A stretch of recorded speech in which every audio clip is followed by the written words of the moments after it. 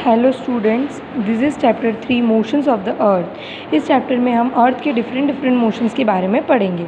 As you know that the earth has two types of motions. जैसे आप सभी को पता है अर्थ के दो मोशंस होते हैं, एक rotation and revolution. Rotation is the movement of the earth on its axis. Rotation जो होता है वो अर्थ का अपनी ही एक्सिस पर घूमना, यानी अपने ही प्लेस पर एक राउंड लगाना, उसे रोटेशन कहते हैं। And the movement of the earth around the sun in a fix path और ऑर्बिट इज़ कॉल्ड रिवॉल्यूशन। और जब अर्थ सन के चारों तरफ एक राउंड कंप्लीट करती है उसे रिवॉल्यूशन कहते हैं। The axis of the earth which is an imaginary line. और एक्सिस जो है वो सिर्फ एक इमेजनरी लाइन है, स्काई में ऐसी लाइन अवेलेबल नहीं है। Makes an angle of 66 half degree with orbital plane. और ये जो एंगल बनाती है 66 हाफ डिग्री का बनाती है ऑर्बिटल प्लेन पे। The plane formed by orbit is known as orbital plane. Orbital plane का मतलब ये होता है ऐसा प्लेन बनना, जैसे एक फ्लैट ऑब्जेक्ट, एक फ्लैट प्लेन बनाना, जिस प्लेन के ऊपर अगर हम देखें तो सारे प्लैनेट्स जो हैं वो रिवॉल्व करते हैं, वो ऑर्बिटल प्लेन कहा जाता है और वह फिक्स होता है। The earth receives light from the sun. Earth जो है वो सन से लाइट रिसीव करती है। Due to spherical shape of the earth only half of its get light from the sun at the time. Figure 3.2। अगर आप figure 3.2 देखेंगे तो अर्थ के स्फेरिकल होने की वजह से उसका हाफ शेप ही है वो सन की लाइट को रिसीव कर पाता है। And the portion facing the sun experience day while the other half away from the sun experience night. तो जो पोर्शन सन के सामने है वो डे एक्सपीरियंस करेगा और जो उससे अपोजिट है वहाँ नाइट होगी। The circle that divides the day from night on the globe is called circle of illumination. जो सर्कल डे और नाइट का हमें पता लगवाए ग्लोब के ऊपर, या हमें पता चले जिससे कि डे और नाइट कैसे होते हैं, उसे हम कहते हैं circle of illumination. The circle does not कॉन्साइड with the axis as you see in the figure 3.2. The earth takes 24 hours to complete one rotation around its axis. अब जैसे आपको लग रहा है कि ये जो है सर्कल 3.2 फिगर में स्ट्रेट है, ये ऐसा नहीं है, ये थोड़ा टिल्टेड होता है। और जो अर्थ है वो 24 आवर्स लेती है अपना वन रोटेशन कंप्लीट करने के लिए। The period of rotation is known as the earth day. और जो पीरियड होता है उसे हम अर्थ डे कहते हैं। This is the daily motion of the अर्थ। और ऐसा जो अर्थ है वो डेली करती है, डेली डे नाइट होते हैं, डेली 24 आवर होते हैं और वो डेली अपनी एक्सिस पर रोटेट करती है। What would happen if the earth did not rotate? क्या होगा अगर अर्थ रोटेट ना करे? The portion of the earth facing the sun would always experience day. तो उसका जो पोर्शन सन के सामने है वहाँ दिन हमेशा दिन रहेगा, thus bringing continuous warmth to the region. और इस वजह से उस जगह पर हमेशा गर्मी बनी रहेगी। And the other half would remain in darkness and freezing cold all the time. और आधा जो पोर्शन है जहाँ पर सनलाइट नहीं पहुँच रही है वो फ्रीज़ हो जाएगा, कोल्ड की हो जाएगा, ठंडा हो जाएगा। Life would not have been possible in such extreme condition. और ऐसी कंडीशन में लाइफ पॉसिबल नहीं है। The second motion of the earth around the sun its orbit is called revolution. Second motion जो अर्थ का होता है उसे रिवॉल्यूशन कहते हैं। इट इज़ 365 1/4 डे, यानी 1 year to revolve around the sun. और अर्थ जो है वो सन का रिवॉल्व करने में 365 1/4 डे लेती है।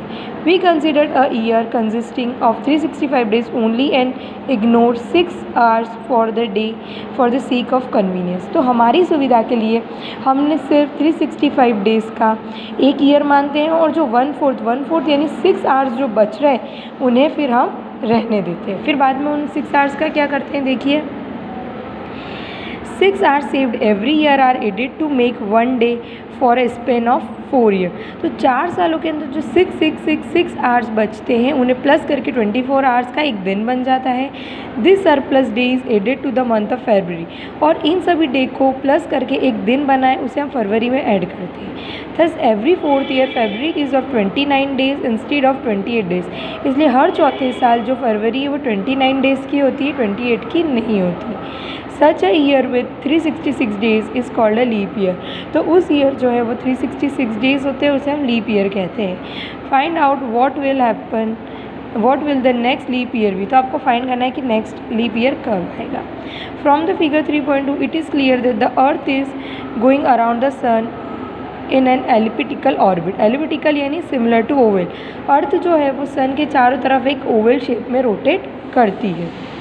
Notice that through out its orbit the earth is inclined in the same direction. आप नोटिस करेंगे जो अर्थ है वो सेम डायरेक्शन में नहीं होती, वो अलग अलग डायरेक्शन में सन, क्योंकि वो अपनी एक्सिस पे भी घूम रही है और सन के चारों तरफ भी रोटेट कर रही है।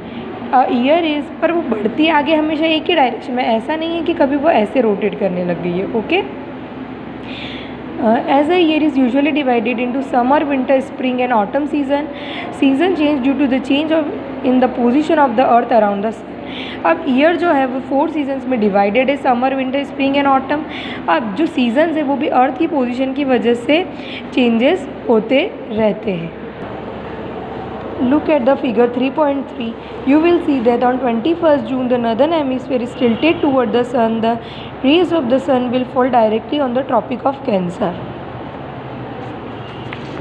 सबसे फर्स्ट मैं आपको बताना चाहूँगी ट्रॉपिक ऑफ कैंसर यानी इक्वेटर से नॉर्थ की तरफ जाने वाली लाइंस और ट्रॉपिक ऑफ कैप्रिकॉर्न इक्वेटर से साउथ की तरफ आने वाली। तो जैसा कि हमें फिगर 3.3 देखने को बोला है, उसमें बोला है 21 जून के दिन जब नॉर्दर्न हेमिस्फीयर रहता है वो सन की तरफ टिल्टेड रहता है। इस वजह से वहाँ पे क्या होता है, नॉर्दर्न हेमिस्फीयर जो है वहाँ पे जो सन की रेज है वो ज़्यादा रिसीव होती है। As a result this area receive more heat. तो जो ट्रॉपिक ऑफ कैंसर्स है यानी नॉर्थ की तरफ जो पोर्शन आ रहा है इक्वेटर से अबव, वहाँ पे ज़्यादा हीट रिसीव होगी and the areas near the pole receive less heat as the sun rays are slanting. और जो पोल्स हैं उन जगह पर जो सन की रेज वो डायरेक्टली नहीं पहुँच रही है, स्लांटिंग पहुँच रही है, इसलिए वहाँ लेस हीट होगा।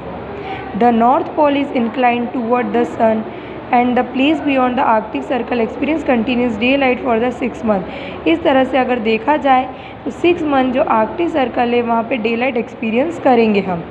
Since a large portion of the northern hemisphere is getting light from the sun, और जो नॉर्दर्न हेमिस्फीयर है वहाँ पे सन की लाइट ज़्यादा मिलेगी लार्ज पोर्शन में। It is a summer in the region north of the equator, इसलिए इक्वेटर के नॉर्थ साइड समर जो होगी समर सीजन एक्सपीरियंस करेंगे। The longest day and shortest night at this place occur on 21st June। Longest day और shortest night जो है वो इस प्लेस पर 21 जून के दिन एक्सपीरियंस करेंगे। At this time in the southern hemisphere all this conditions are reverse, और उसी के उल्टा सदर्न हेमिस्फीयर में सारी कंडीशंस उल्टी होंगी। It is winter season there. तो जब नॉर्दर्न के अंदर सनराइज डायरेक्टली पहुंच रही है तो वहाँ पे समर सीज़न है, तो सदर्न हेमिस्फीयर में विंटर सीजन एक्सपीरियंस करेंगे। Nights are longer than the days, और यहाँ पे रातें होंगी वो बड़ी होगी। This position of the earth is called summer solstice, और इसे हम सॉलिस्टिस कहते हैं।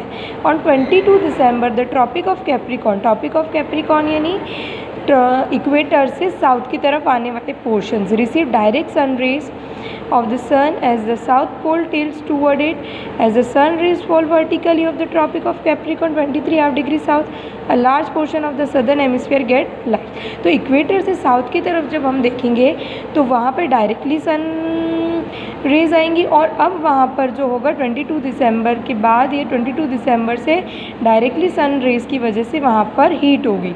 Therefore it is a summer in the southern hemisphere with longer days and shorter night, और इस वजह से वहाँ के दिन जो होंगे सदर्न हेमिस्फीयर के अब बड़े होंगे और नाइट छोटी होगी, क्योंकि वहाँ अब हम समर एक्सपीरियंस करेंगे। The reverse happen in the northern hemisphere, और इसी का उल्टा नॉर्दर्न में होगा। The position of the earth is called winter solstice, और हम उसे विंटर सॉलिस्टिस कहेंगे। Do you know that the Christmas celebrate in Australia in the summer season. अब हम क्रिसमस जो है वो विंटर में या ठंड में 25 दिसंबर को जब ठंड रहती है तब सेलिब्रेट करते हैं, लेकिन उस वक्त ऑस्ट्रेलिया में समर सीज़न होता है। तो ये जो भी है ये अर्थ के चेंजेस, ये अर्थ की पोजीशन चेंज होने की वजह से ही होता है। On 21 March and September 23 direct rays of the sun fall on the equator. अब दो जो डेट्स है 21 मार्च और 23 सितंबर, यहाँ पे सन की जो रेज है वो डायरेक्टली इक्वेटर पे गिरती है। At this position neither of the poles is tilted toward the sun, so the whole earth experience equal day and equal night. तो ये वो जो दो डेट्स हैं उस वक्त जो पोल्स है वो सन की तरफ टिल्टेड नहीं होते, स्ट्रेट होते हैं, इस वजह से इक्वल डे इक्वल नाइट होती है। This is called the equinox, और इन दोनों दिनों पे इक्विनॉक्स कहा जाता है। On 23rd September it is autumn season in the northern hemisphere and spring in the southern hemisphere. तो 23rd September को autumn season एक्सपीरियंस करते हैं हम northern hemisphere में और spring season एक्सपीरियंस करते हैं southern hemisphere में. The opposite in the case of 21st March when it is spring in the northern. अब इसी के उल्टा 21st मार्च को स्प्रिंग सीजन होता है नदर्न हेमिस्फीयर में और ऑटम होता है सदर्न हेमिस्फीयर में. Thus you find that there are days and nights and changes in the season because of the rotation revolution of the earth. तो आपने इस चैप्टर में यही सीखा कि रोटेशन की वजह से डे एंड नाइट होते हैं और रिवॉल्यूशन की वजह से चेंजेस ऑफ सीजन होता है. Thank you.